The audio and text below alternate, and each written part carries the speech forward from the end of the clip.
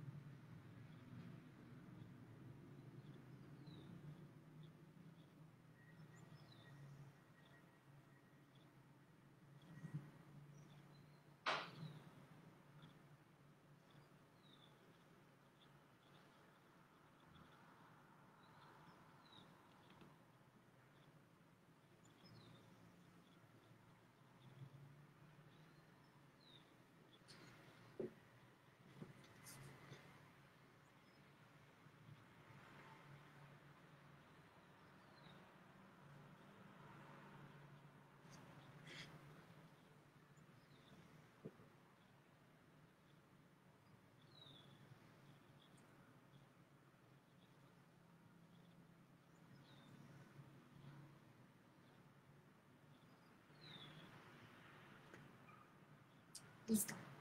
Bueno, yo creo que vamos a empezar ya con las personas que estamos, ya son las 3:05. Entonces, pues gracias. Primero quiero darle las gracias a los organizadores de Historia en Cuarentena por haberme invitado a hablar en este programa tan increíble que se inventaron para este periodo tan raro que estamos viviendo. Entonces es un placer para mí estar acá. Voy a hablar en español porque no hablo portugués desafortunadamente. Puedo hablar en inglés si en algún momento quieren preguntarme algo y prefieren que conteste en inglés y no en español. Eh, entonces, bueno, tiendo a hablar un poco rápido, entonces también si sienten que necesitan, yo voy a tratar de ir más despacio, pero si piensan que necesitan que le baje al ritmo, por favor me escriben en el chat que yo ahí estoy pendiente y puedo siempre tratar de desacelerar un poco. Y otra advertencia que quiero hacer es que estoy sola en casa con mi hijo de 5 años, que está muy entretenido, pero es posible que aparezca, ¿no? De pronto viene y saluda y se va y pues incontrolable. Bueno, entonces vamos a arrancar. Mi nombre es Catalina Muñoz, soy profesora asociada del Departamento de Historia de la Universidad, de Historia y Geografía de la Universidad de los Andes, en Bogotá. Ay, está sonando mi teléfono, perdón. Nunca jamás suena esto. Tengo un doctorado en Historia por la Universidad de Pensilvania y como historiadora trabajo con distintos temas. He trabajado sobre formación del Estado en Colombia en las primeras décadas del siglo XX, me ha interesado como avenida para pensar la formación del Estado, las políticas culturales, entonces me hago preguntas en torno a la formación de la ciudadanía que se jugó en torno a esas políticas culturales. He trabajado también mucho en temas de historia oral y memoria, y en particular el lugar donde está mi corazón y el centro de mi trabajo hoy en día es en la historia pública, orientada en particular a la construcción de paz en Colombia. Y eso es ese es el tema del que vengo a hablarles hoy. Voy a hablar sobre el rol de la historia y de los historiadores en contextos de justicia transicional.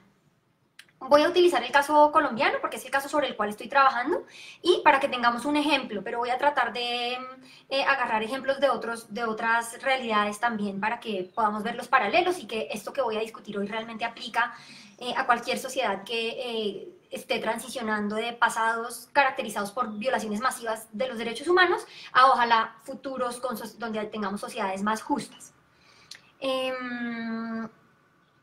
Bueno, esto por supuesto aplica no únicamente, no estoy entendiendo justicia transicional únicamente, digamos, en esa definición pequeña que la pensaba como la transición de regímenes dictatoriales a democracias, porque violaciones de los derechos humanos ocurren también bajo la democracia, ¿no? Es el caso que hemos tenido en Colombia, donde sin dictadura y bajo democracia tenemos un conflicto armado con violaciones masivas. Entonces, la entiendo de manera amplia y por lo tanto aplica a sociedades donde, por ejemplo, encontramos que son vulnerados los derechos de poblaciones negras, de poblaciones indígenas, ¿cierto? Como ocurre en Estados Unidos, como ocurre en Brasil, ¿cierto? En cualquier caso se trata de cómo enfrentamos estos pasados violentos para transicionar a sociedades más justas. Entonces, para aterrizarnos un poco en el caso colombiano, voy a empezar hablándoles sobre vamos a empezar en el año 2016. Les voy a dar ahí un poquito de contexto de lo que ocurrió en Colombia con la firma de los acuerdos de paz y cómo se configuró, cómo se entendió la justicia en el marco de los acuerdos de paz que firmamos en Colombia. Y de allí voy a pasar a la segunda parte de la charla, en la que voy a hablar de cómo ha cambiado la noción de justicia transicional en el tiempo, desde que empieza a implementarse de manera extendida en el mundo, en la Segunda Guerra Mundial, hasta hoy en día, para finalmente hacer mi argumento de por qué es tan importante que los historiadores hagan parte de esos procesos de transición. Entonces arranquemos por el caso colombiano. En el año 2016, en septiembre, el gobierno colombiano, liderado en ese momento por Juan Manuel Santos, firmó un acuerdo de paz con los líderes de la guerrilla de las FARC, después de 4 largos años de negociaciones de estos acuerdos en La Habana, con participación de la comunidad internacional y de muchos sectores de la sociedad colombiana, ejército, víctimas, participaron en estos diálogos. En el año 2017 se habían desmovilizado, o sea, un año después, se habían desmovilizado en Colombia 13.000 hombres de las FARC. Sin embargo, esa desmovilización no era de ninguna manera ya el fin, ¿cierto?, de lo que implicaron esos acuerdos de paz. Era solo el comienzo. ¿Por qué? Porque el conflicto armado en Colombia es un conflicto muy complejo, ¿cierto? Las FARC no fueron ni han sido el único actor armado en nuestro conflicto. Es un conflicto que tiene muchos años de trayectoria. Hay quienes lo ubican sus inicios con la formación de las guerrillas en la década de 1960, pero como historiadores sabemos que pues, las guerrillas no aparecieron de la nada, sino que hubo unos procesos sociales, económicos, políticos anteriores a la formación de las guerrillas que explican por qué quienes las conformaron decidieron alzarse en armas como único camino para transformar la sociedad en la que estaban viviendo. Y esto tiene que ver con procesos que son muy similares en toda América Latina, de incorporación de nuestros mercados a los mercados mundiales a través de productos de exportación, lo que tuvo unas consecuencias enormes para toda nuestra sociedad, ¿cierto? Fueron sociedades que se movilizaron hacia esa exportación, lo que implicó en todos los países latinoamericanos situaciones de despojo para los más pobres, ¿cierto? Campesinos que pierden la posibilidad de trabajar en su propia tierra para sí mismos y se ven convertidos en trabajadores de grandes haciendas, en el caso de Colombia para la exportación de café, pero en otros países para la exportación de azúcar, de guano, Genequén en México, en fin, ¿cierto? Es la historia de América Latina. Entonces, este conflicto de Colombia tiene unas raíces tremendamente profundas y que luego se complejiza radicalmente en los años 80 con el comienzo del narcotráfico, ¿cierto? Que trae unos dineros nuevos que van a nutrir la guerra, van a profundizar la violencia como nunca antes había existido, y luego a eso se suma el surgimiento de grupos paramilitares de extrema derecha. Entonces es un conflicto muy complejo que de ninguna manera podíamos pensar que se solucionaba únicamente con el desarme de uno de los grupos armados que participan en ese conflicto. ¿Qué otros grupos armados tenemos? Primero, tenemos en Colombia varios grupos guerrilleros, no únicamente las FARC, ¿cierto? Está el ELN y otros grupos. Tenemos también de manera muy importante los grupos paramilitares de derecha. Algunos de ellos ya pasaron por procesos de desmovilización y después de esos procesos lo que nos quedaron fueron unos grupos armados ilegales que ya no se denominan paramilitares, pero que siguen siendo pues, grupos que al margen de la ley están operando ejerciendo violencia contra la población civil. Y muy importante, en Colombia tenemos pues cifras que nos hablan de la participación del Estado, de miembros de las fuerzas públicas, de la fuerza pública, en la perpetración de la violencia. Entonces, para darles un ejemplo, las cifras de masacres que nos da en Colombia el Centro de Memoria Histórica nos hablan de que el 17% de las masacres en Colombia han sido perpetradas por grupos guerrilleros, el 58% por grupos paramilitares y el 8% por miembros de la fuerza pública. Entonces ahí ya se dan ustedes un panorama de que las guerrillas son una parte, pero no la única, de este conflicto armado. Algo que fue muy novedoso de estos acuerdos de paz que se firmaron en el 2016 es que no solamente incluyeron el desarme y desmovilización de este grupo guerrillero, sino que se tardaron 4 años en negociaciones, pues los negociantes quisieron incluir en los acuerdos las causas estructurales del conflicto y acuerdos de cómo subsanarlas. Hola, mi amor, vuelve a tu tele, por favor. Portate juicioso, perdón. Quisieron incluir qué debía hacer la sociedad colombiana para erradicar el conflicto de raíz. Y así en La Habana se discutieron distintos puntos. Muy importante el problema de la desigualdad en el acceso a la tierra, que es uno de los motores que han generado violencia en Colombia desde hace muchísimas décadas. Discutieron el problema del narcotráfico, qué políticas se podrían adoptar para hacer frente a este problema, porque aquí podemos desmovilizar un grupo armado tras otro, y mientras sigamos siendo un país tan pobre como somos, y exista esta avenida tan lucrativa como es el narcotráfico, habrá quien retome el negocio detrás de un grupo desmovilizado, ¿cierto? Vendrán otros a suplir ese vacío. También se discutió la necesidad de una reforma política, se habló de cómo la falta de canales políticos también ha sido un motor de la guerra en Colombia, entonces la necesidad de reformar nuestro sistema para que redes clientelistas perdieran su poder y poder garantizar la participación política de las personas que menos la han tenido en este país.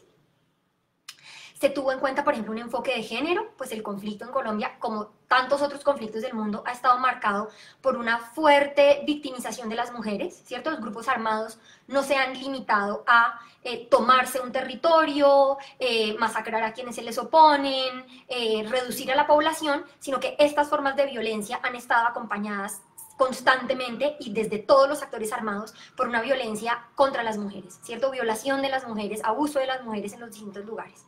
Entonces, nuestro acuerdo de paz tuvo en cuenta estos distintos elementos de la guerra, pensando en que una construcción de paz iba mucho más allá de la desmovilización de un grupo armado.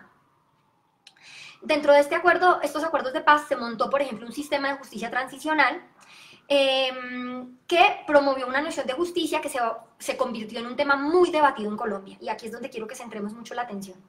Nuestro sistema de justicia transicional decidió, bueno, se formó un sistema con 3 partes, la Jurisdicción Especial para la Paz, que es pues la corte que iba a juzgar a quienes habían participado, quienes se sometieran a ella como partícipes del conflicto armado, entonces la Jurisdicción Especial para la Paz, la Comisión de la Verdad, ¿cierto? Ahorita les hablo de esos diferentes aspectos de la justicia transicional, y la Unidad de Búsqueda de Personas Desaparecidas. Este sistema de justicia integral, que resultó de los acuerdos de paz, privilegió la reparación y la verdad sobre las penas de cárcel, ¿sí? ¿Esto qué quiere decir? Como en muchos acuerdos de paz anteriores en Colombia, se les ofrecieron amnistías a quienes habían estado alzados en armas, a cambio de que contaran la verdad de los crímenes que cometieron y de que repararan a las víctimas de esos crímenes, a excepción de los crímenes más graves, ¿no? Dentro del marco internacional. Ese sistema de justicia generó mucho debate en Colombia, porque hubo un sector de la sociedad colombiana que pensaba que era una justicia muy suave para los guerrilleros y por lo tanto pues pensaba que se estaban librando muy fácil sin ir a la cárcel, ¿sí? Y otro sector de la sociedad que empujaba por una noción de justicia que fuera más allá del encarcelamiento. Estas distintas nociones de justicia nos dividieron a la sociedad colombiana en el plebiscito que decidió hacer el gobierno. El gobierno decidió someter a voto popular, a un plebiscito, los acuerdos de paz. Y en esas elecciones ganó el voto en contra de la firma de los acuerdos, ganó el no, por un margen muy estrecho. En ese momento en que estamos, de hecho previo a que ocurriera el plebiscito, Nos reunimos con algunos colegas historiadores y con unos estudiantes increíbles que tenemos en la Universidad Nacional y la Universidad de los Andes. Nos juntamos universidad privada y pública para pensar cómo podíamos contribuir como historiadores a este proceso, que para nosotros era tan crucial en ese momento, ¿cierto? La decisión que estábamos tomando como colombianos era una decisión que iba a impactar nuestras vidas fuertemente para un lado o para el otro. Y nosotros como historiadores teníamos claro, digamos, nuestra decisión de si votar a favor o en contra de los acuerdos de paz estaba muy informada por nuestro conocimiento de las raíces históricas del conflicto. Y notábamos en el debate público, que fue muy amplio en esa época, en noticieros, en conversaciones familiares, notábamos que ese debate público era tremendamente ahistórico. ¿En qué sentido ahistórico? Voy a decir esto de manera pues muy simple porque es más complejo, pero no tengo tanto tiempo, pero en general notábamos que quienes iban a votar por el sí, a favor de, no, firmemos los acuerdos de paz para que haya paz en Colombia, había una ingenuidad, había como una noción de que si firmábamos y hacíamos la paz con las FARC y se desmovilizaban, ya, esa era la solución a los problemas de Colombia.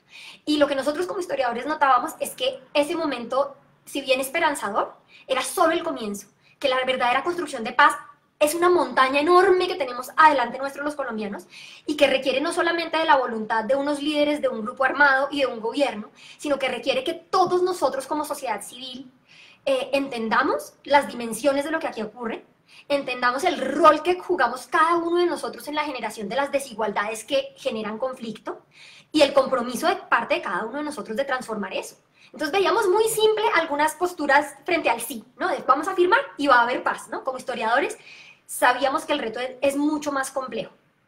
Y de la parte del no, lo que veíamos eran argumentos de tipo, pues como una noción de que la paz vendría si las FARC era derrotada en guerra y cuando sus miembros pagaran por los crímenes que habían cometido, ¿cierto?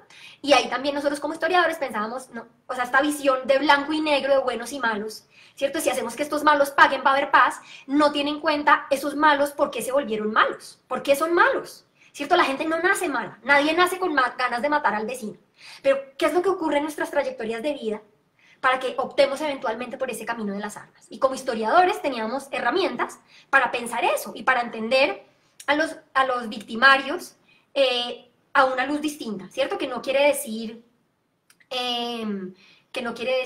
pasar por alto lo que han hecho, ¿cierto? Han generado un dolor tremendo en esta sociedad, pero es entender qué tenemos que hacer para que nadie vuelva a estar en ese lugar. Entonces veíamos que esta conversación en el diálogo público era muy ahistórica. Entonces, ahí surgió como esta preocupación, pues mía personal y de este grupo grande que se llama Historias para lo que viene y que los invito a que nos sigan en Facebook. Empezamos a pensar en estrategias de cómo como historiadores podíamos nutrir ese debate público para pensarnos el problema colombiano en una duración más larga, pues sin pensarlo en duración larga no podemos pensar en soluciones verdaderas, ¿cierto? En soluciones reales. Entonces empezamos a pensar en distintas estrategias. Y hoy no les voy a hablar de esas estrategias en particular. Quiero más bien como hacer mi argumento de por qué la historia es tan importante para esa construcción de paz. Entonces voy a entrar a la segunda parte de la charla, en la que me voy a concentrar en cómo ha cambiado la noción de justicia transicional a lo largo del tiempo y pues a nivel mundial, no solamente en Colombia. Por justicia transicional nos referimos en general a las prácticas y mecanismos para construir sociedades justas después de pasados marcados por conflicto y por violaciones masivas de los derechos humanos. Como les digo, no me estoy refiriendo con justicia transicional únicamente a los casos donde hay un paso de dictadura a democracia, pues también en democracia ocurren violaciones de los derechos humanos, incluso en nuestros ejemplos así más grandes de democracia ocurren, ¿cierto? No es sino pensar en la situación hoy en día de los inmigrantes en un país como Francia, cuna de la democracia, no es sino pensar en la situación de la población negra en Estados Unidos hoy en día, para entender que bajo democracia estas cosas ocurren, ¿cierto? No solamente ocurren aquí en nuestros países latinoamericanos, donde pareciera que nunca llegamos a ese ideal democrático. Bueno, los mecanismos que se han utilizado en estas transiciones hacia sociedades más justas han variado muchísimo y han incluido desde tribunales especiales, ¿cierto? Para implementar una justicia penal contra los perpetradores de estas violaciones a los derechos humanos. También han incluido comisiones de la verdad, han incluido memorializaciones, conmemoraciones, reformas institucionales, ¿cierto? Los mecanismos son múltiples. y los mecanismos en los que nos hemos enfocado han variado en el tiempo. Con el tiempo se han vuelto más interdisciplinares, pero por algún motivo los historiadores hemos sido muy reticentes a esa participación y voy a llegar a eso en un momento. La justicia transicional se puede rastrear al menos hasta a partir de la Segunda Guerra Mundial, aunque hay quienes han argumentado que existe desde antes, desde finalizar la Primera Guerra Mundial, y fue la manera como el mundo, que aterrado frente a lo que había ocurrido durante la guerra, estableció este sistema de justicia penal para castigar a los perpetradores de los crímenes bajo la Segunda Guerra. En esos inicios de la justicia transicional, esta fue entendida como un asunto de la ley, ¿cierto? Era un problema legal que se debía resolver penalmente. Estaba muy enmarcada en la noción liberal de que el individuo es el responsable y por lo tanto esa noción de justicia se concentró en hacer responsables por sus crímenes a los perpetradores, pero no a todos los perpetradores, ¿cierto? Sino a los líderes, a las cabezas principales, ¿cierto? No al carcelero en el campo de concentración, sino al gran general nazi. Entonces, ese inicio de la justicia transicional, su mecanismo fundamental fue la criminalización, y el símbolo que todos recordamos son los juicios de Nuremberg.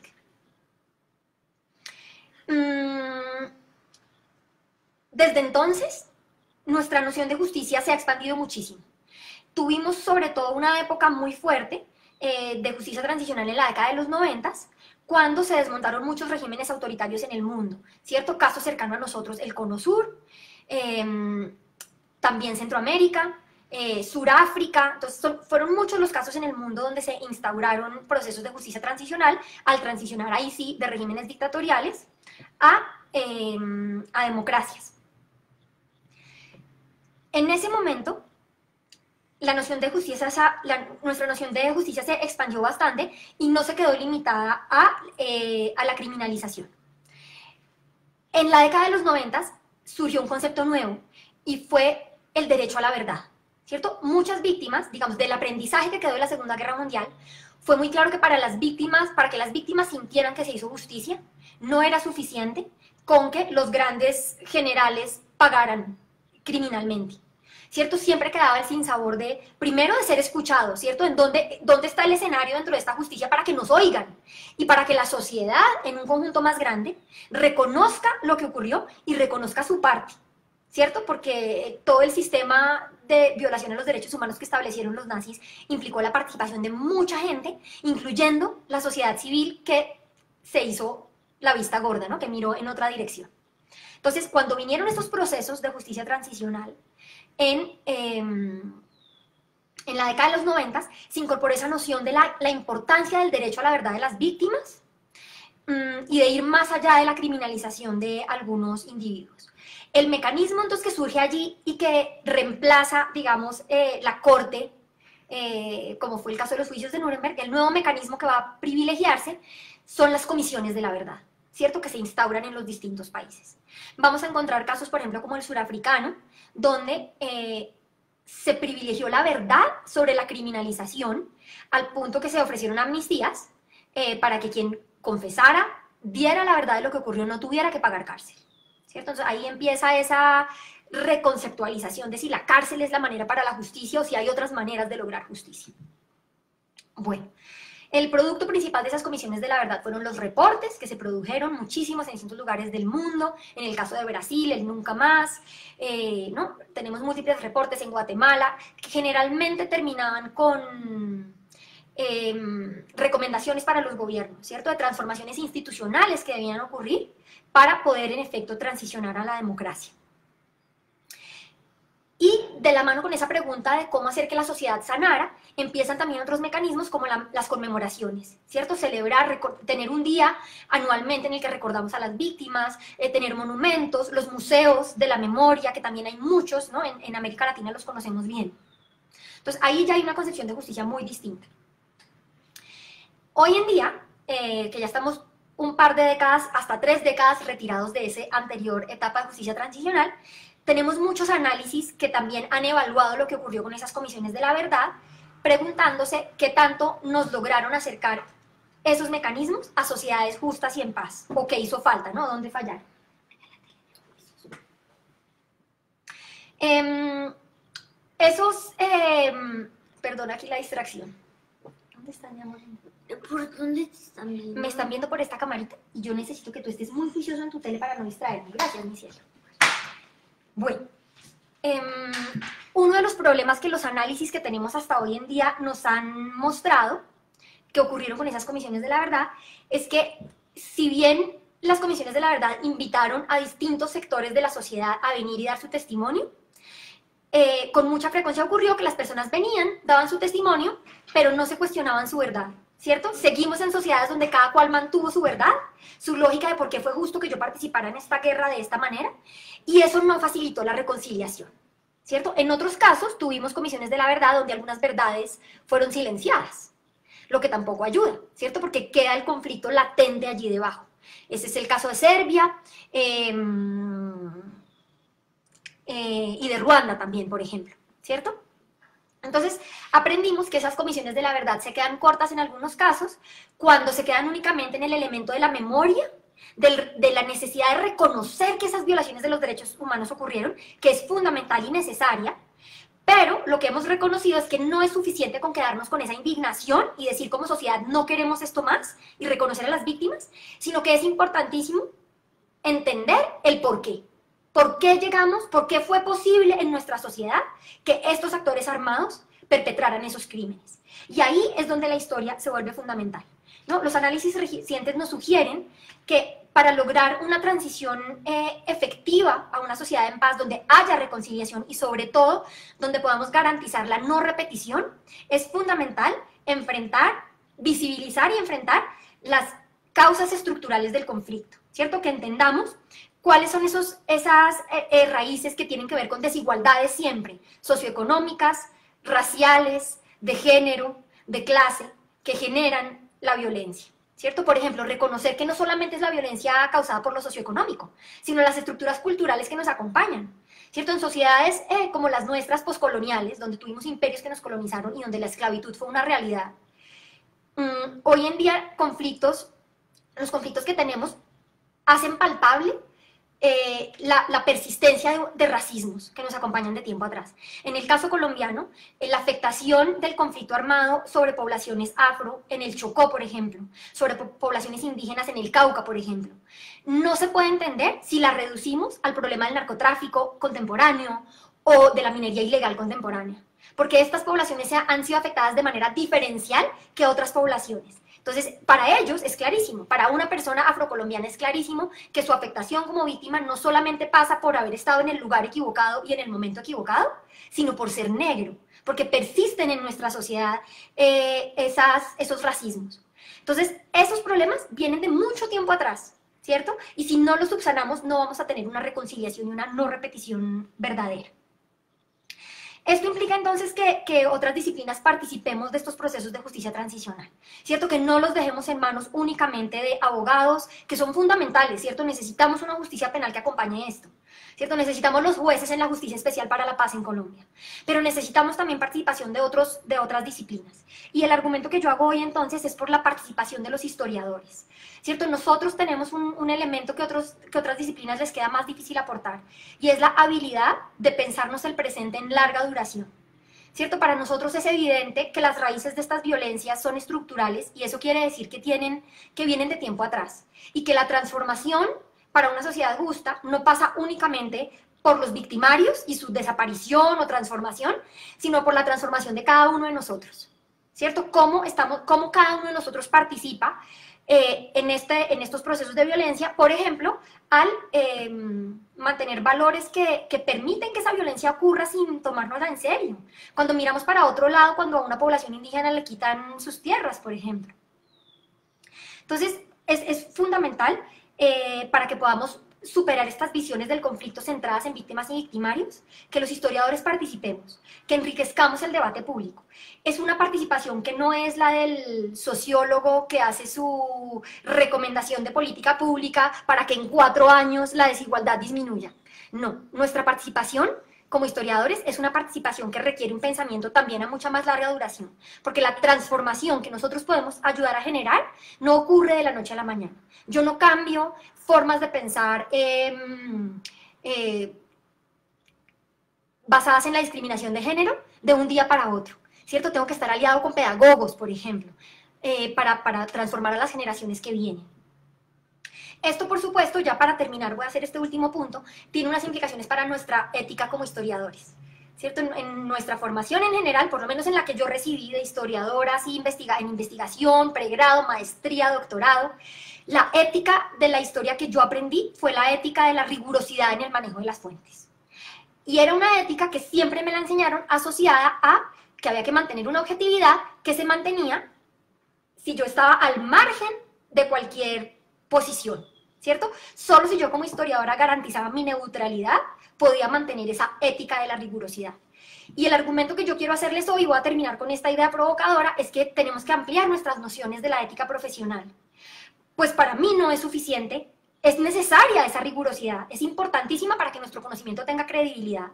Pero yo creo que esa credibilidad y esa objetividad no necesariamente está en conflicto con que yo tenga una posición frente al presente y pueda hacer mi aporte, ¿cierto? No quiere decir que entonces mi participación va a silenciar a un lado de la sociedad, que solamente voy a escuchar a unos y no a otros, no. Pero sí creo firmemente que nuestra ética debe ser una que se comprometa con la transformación de nuestra sociedad y que eso implica que como historiadores tomemos posición frente a nuestro presente y no nos quedemos encerrados en una biblioteca acumulando conocimiento, ¿no? Sino que nos comprometamos con lo que está ocurriendo hoy. Y con ese comentario cierro y empiezo a recibir preguntas. Muchas gracias. Sé que Pablo me las va a mandar por mensaje de voz para que yo no tenga que escuchar hacia atrás, ¿verdad?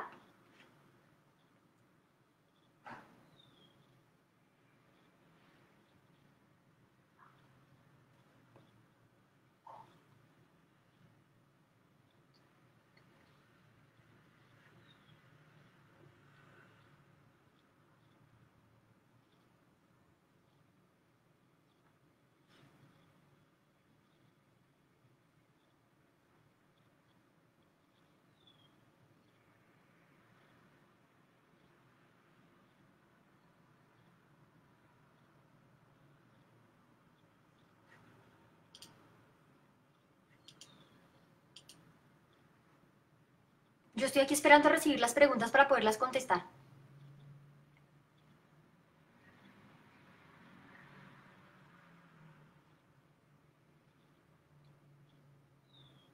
Ya creo que Pablo me está mandando la primera.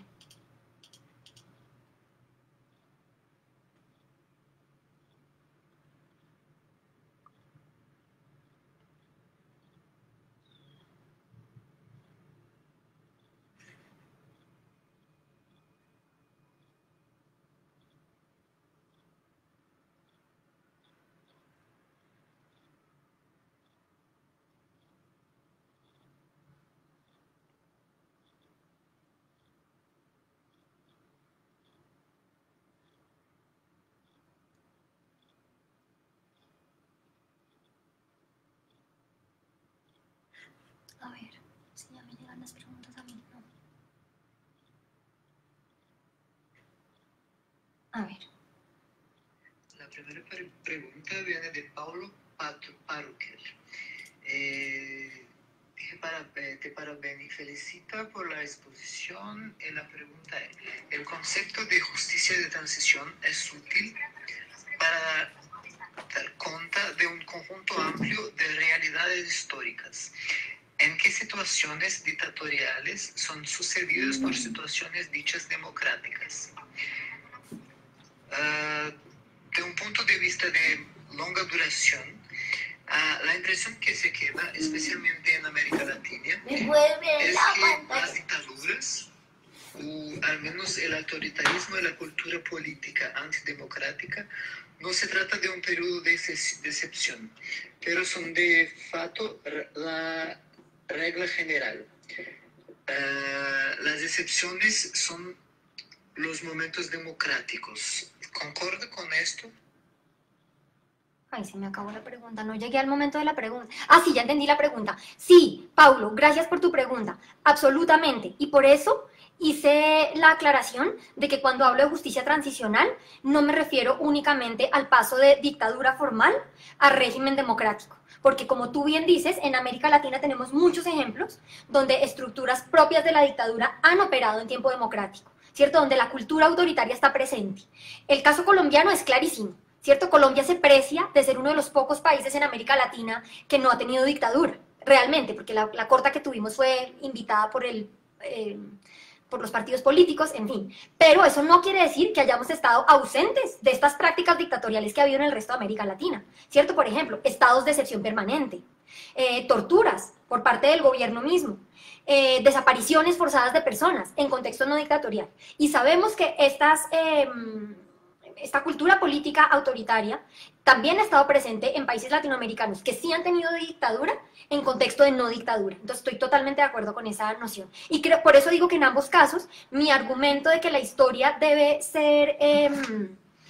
incorporarse en estos procesos de transición aplica también para los casos donde no ha habido dictadura, ¿cierto? Aplica en general la necesidad de hacer frente a las causas estructurales.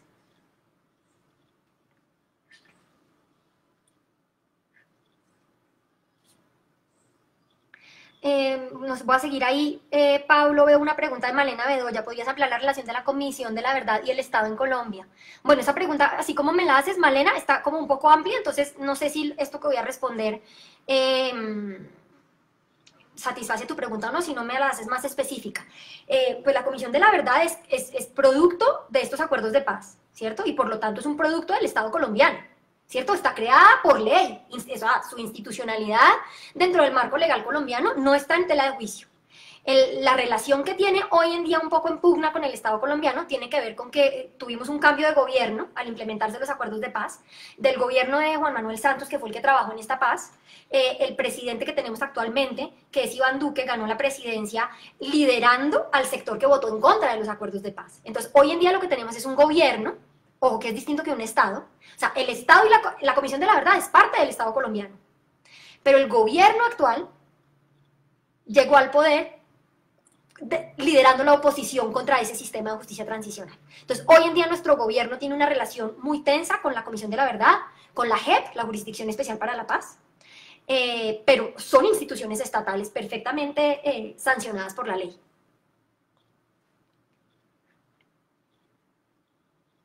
Bueno, hasta ahí puedo ver yo de preguntas. No sé si haya alguna otra.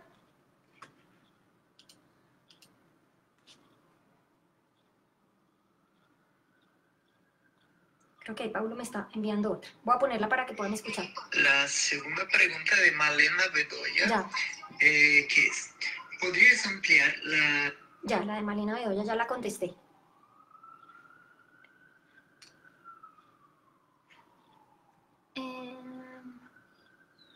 Malena dice, te pregunto porque muchas veces las prácticas que implementan en esas comisiones son complejas. Sí, por supuesto. Y en el caso colombiano es especialmente difícil porque, esto se me olvidó mencionarlo y es importante. Nuestra justicia especial para la paz es el tribunal penal, ¿cierto? Para juzgar a quienes participaron en el conflicto, pero ojo, no se limita, no está allí solamente para los miembros de las FARC. Se estableció de tal manera que cualquier participante, cualquier miembro de la sociedad colombiana que haya participado directa o indirectamente en la perpetración de actos violentos puede acceder a este sistema de justicia. Eso quiere decir que este sistema de justicia también incluye miembros de la fuerza pública, militares, que vayan y den su testimonio. Y de manera muy interesante, los militares promovieron esto. Ellos querían poder acceder a esa justicia especial y que esa justicia especial no existiera únicamente para los guerrilleros. También abre la posibilidad de que, por ejemplo, grupos empresariales que no directamente, sino indirectamente han, por ejemplo, financiado grupos armados dentro del marco del conflicto, accedan a ese sistema de justicia. Entonces, eso lo hace complicado, ¿no? Porque los implicados en este sistema de justicia que se estableció en Colombia son muchísimas personas, no únicamente las FARC.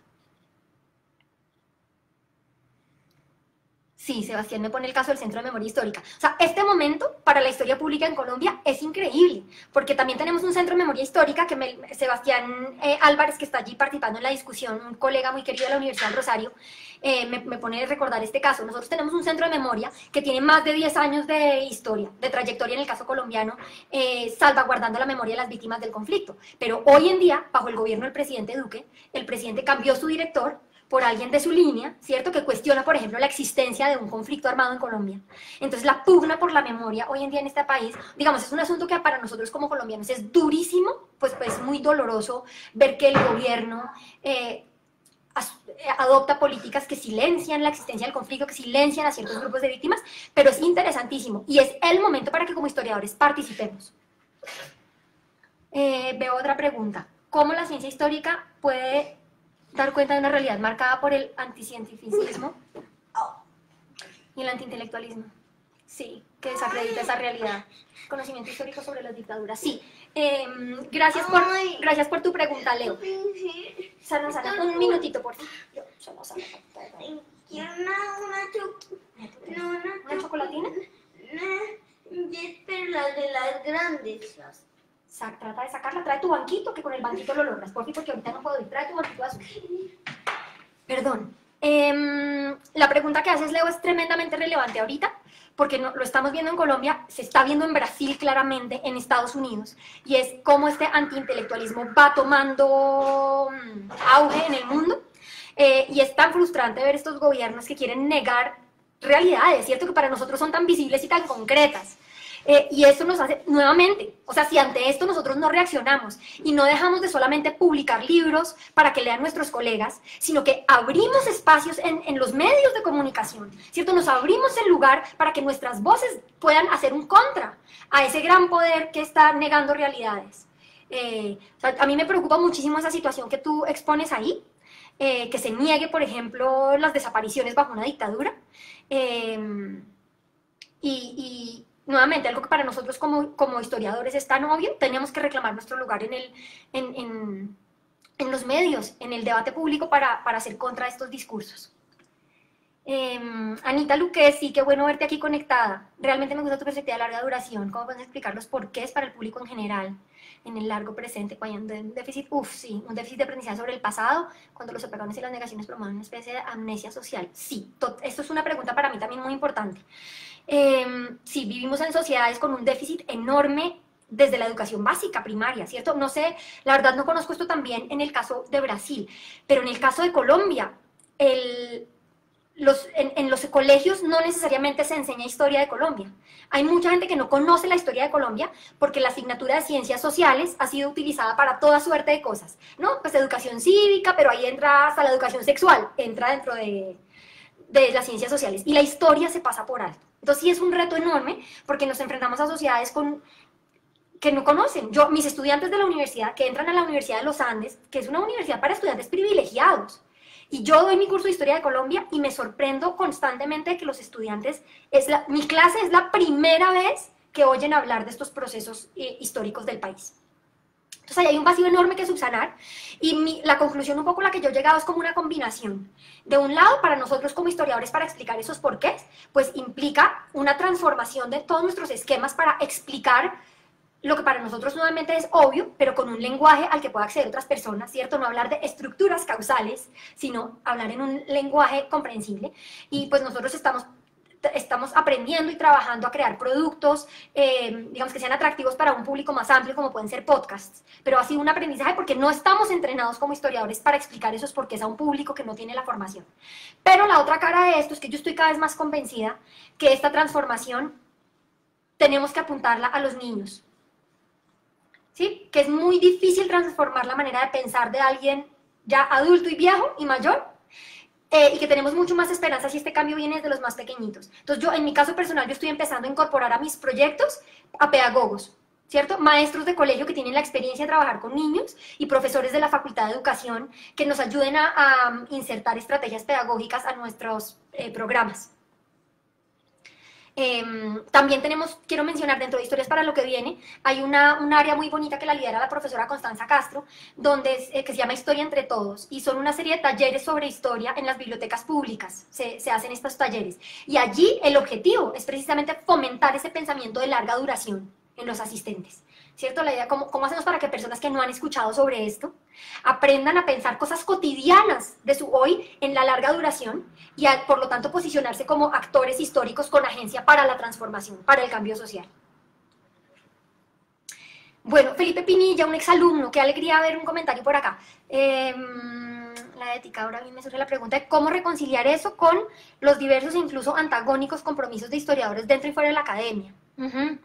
¿Cómo tramitar esas diferencias con respecto a lo que pretendemos transformar? En el caso del centro, sí. Digamos, es muy difícil y parte del reto que tenemos hoy en día con el Centro Nacional de Memoria Histórica es que quien lo dirige es un historiador con doctorado, profesor por mucho tiempo en una universidad de Colombia, pero es una persona que niega la existencia del conflicto armado. La ha negado, a veces dice que puede que sí, pero la ha negado en algunos contextos. Entonces, sí, tienes razón, Felipe, en que es muy difícil, o sea, que incluso dentro de nosotros historiadores hay diversas posturas, antagónicas, y yo creo que ahí nos tenemos que agarrar, o sea, para mí sí ahí el conocimiento es el arma poderosa, ¿cierto? Cuando Darío Acevedo dice en público que aquí no ha habido conflicto porque, por ejemplo, él ha negado el volumen de los falsos positivos, ¿cierto? Él ha dicho que las cifras son mucho menos, que estos son 2 manzanas podridas en el ejército y que no es una cosa sistemática. Tenemos datos, hay datos que nos muestran, datos fuertes, ¿cierto? Entonces, él puede venir con su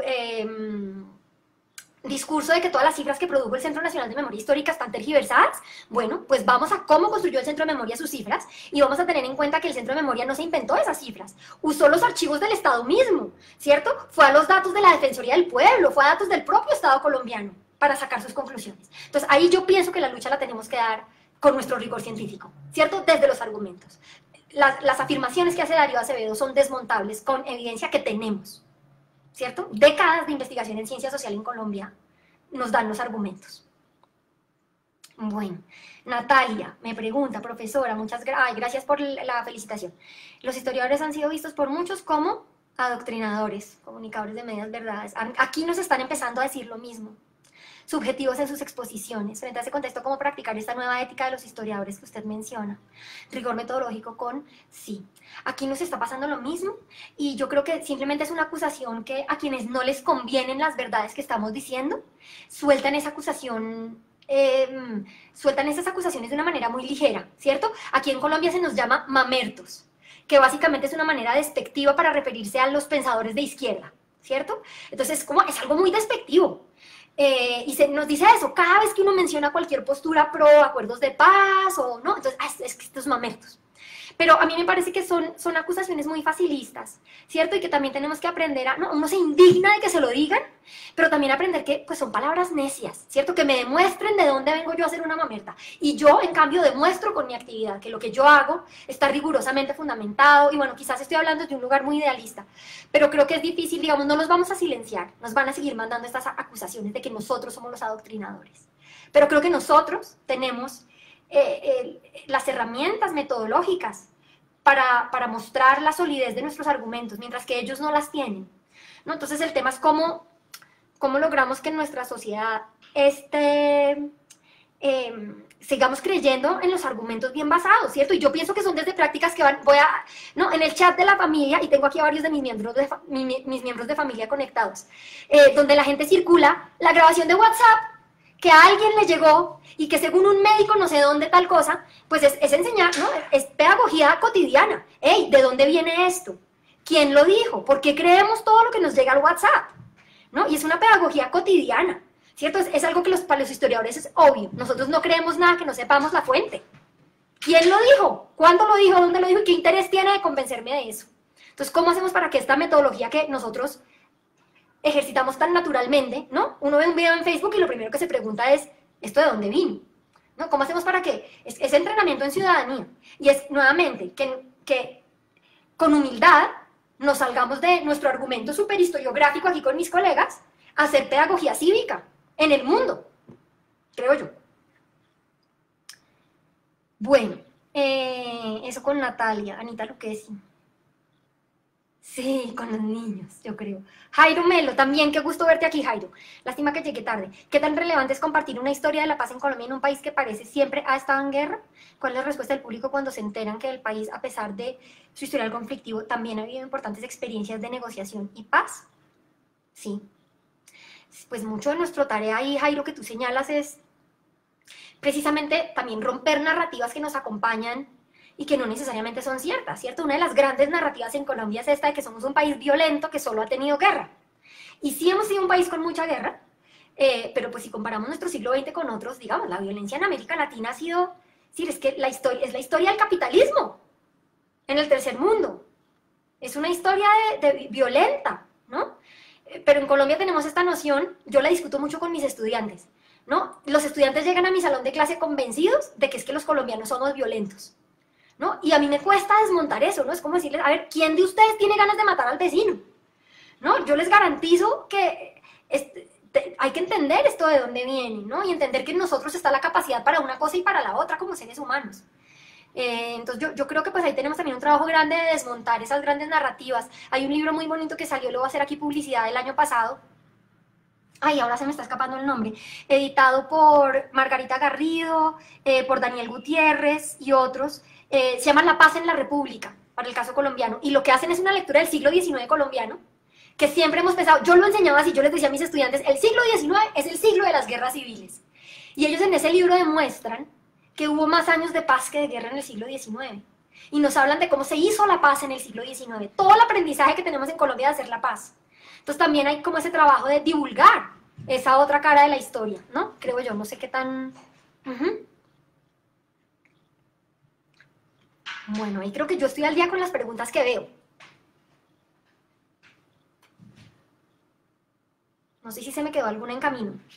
Voy a mirar si Pablo me ha escrito algo. No, creo que no hay más preguntas.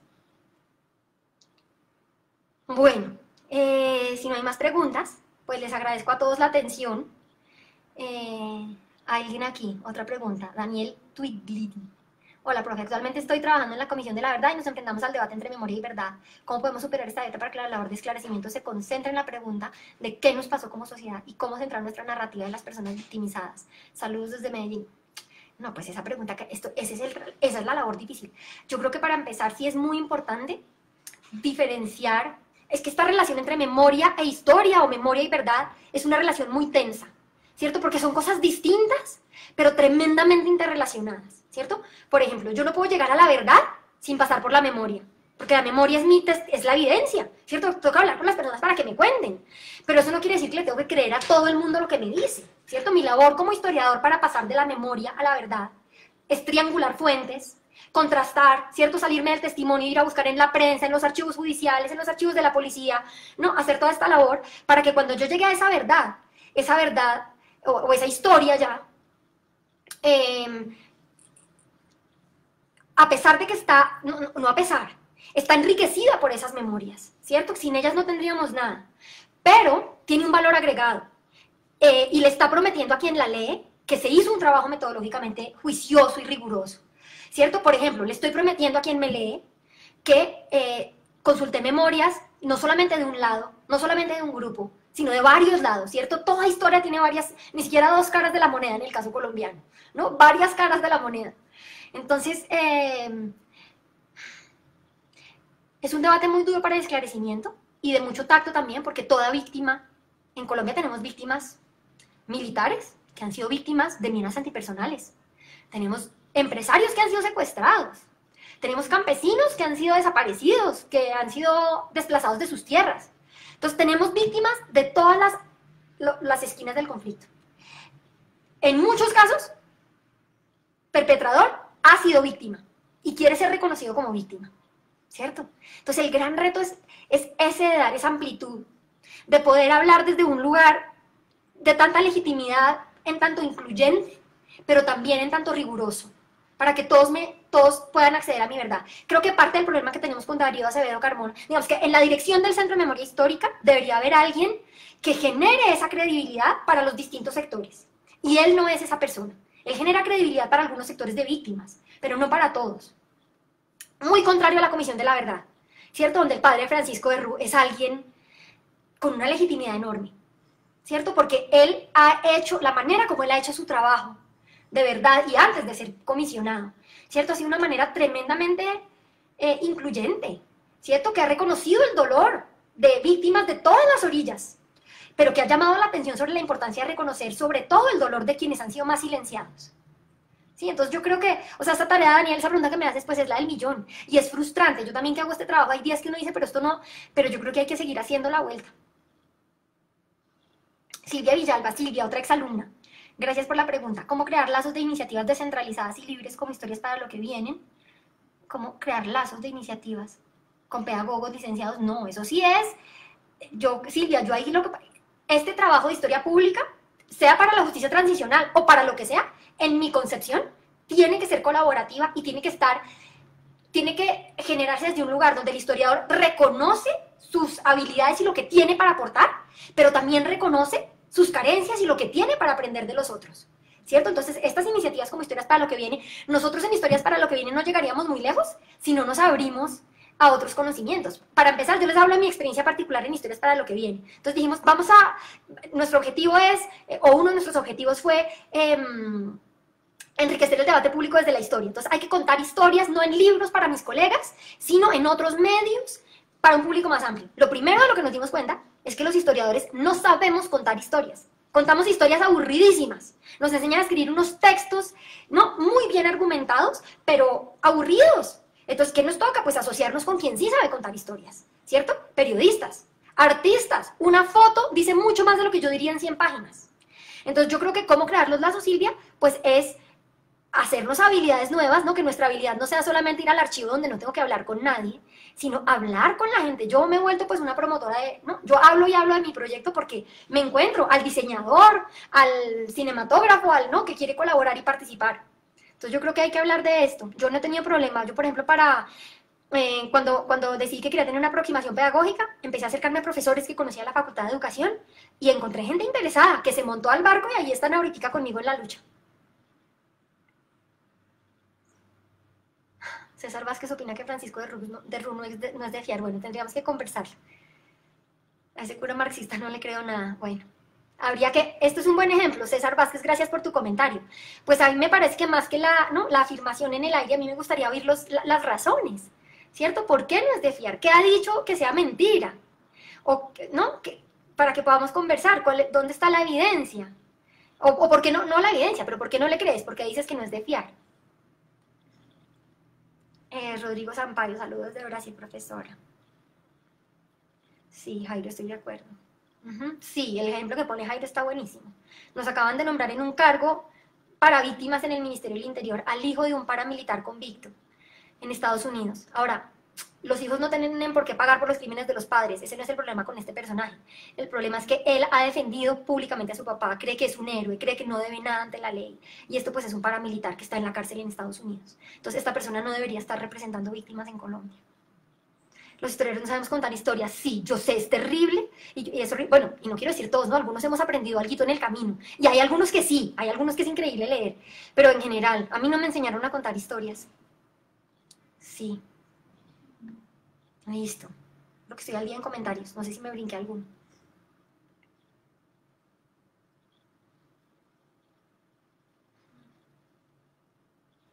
Bueno.